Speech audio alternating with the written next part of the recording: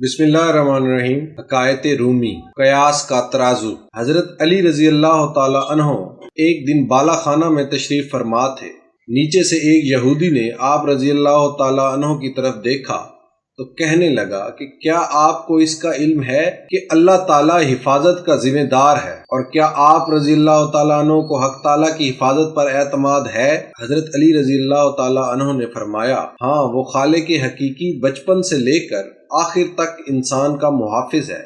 यहूदी ने कहा, अगर आपको वाकई इस बात का यकीन है तो अपने आप को बाला खाना से नीचे गिरा दें ताकि मुझे भी इल्म हो जाए कि खुदा आपकी कैसे हिफाजत करता है, फिर मैं भी आपका हम अकीदा हो जाऊंगा। हजरत अली रजी अल्लाह ताला अन्हो की ये अमली दलील मेरे हुस्न एतकाद का सबब बन जाएगी। हजरत अली रजी अल्लाह ताला अन्हो ने फरमाया, कब बंदे को ये हक पहुंचता है कि वो खुदा की आजमाइश और इम्तिहान की जुर्रत करे। ए अहमक, नालायक, बंदे की क्या हिम्मत कि वो अल्लाह ताला का इम्तिहान ले। ये बात तो हक ताला ही को ज़ेब देती है कि वो अपने बंदों का इम्तिहान ले ताकि हम अपनी हकीकत से आगाह रहें और उसके इल्मुल गैब होने के बारे में हमारा अकीदा पुख्ता रहे। अगर पहाड़ के दामन में एक जर्रा पहाड़ की बुलंदी को देख कर कहे कि अच्छा मैं तुझे वजन करूंगा कि तू किस तूल अर्ज और वजन वाला है, तो उस बेवकूफ जर्रे को सोचना चाहिए कि जब अपनी तराजू पर पहाड़ को रखेगा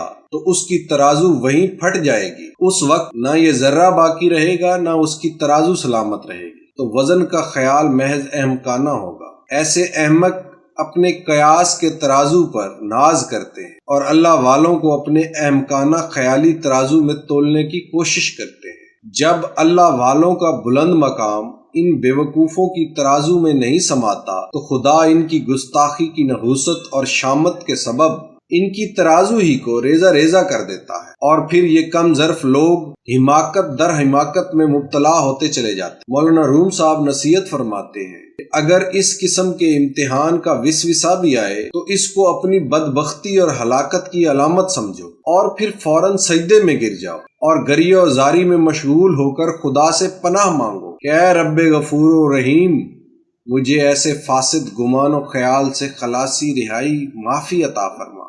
इंसानी ज़ात महदूद है और खुदा लामहदूद। अगर महदूद यानी इंसान लामहदूद का इम्तिहान लेने की कोशिश करे, इसे हिमाकत और बेवकूफ़ी के सिवा और क्या कहा जा सकता? खुदा की हकीकत इंसानी अकल से बहुत बुलंद है, इतनी बुलंद कि इसे बयान भी नहीं किया जा सकता।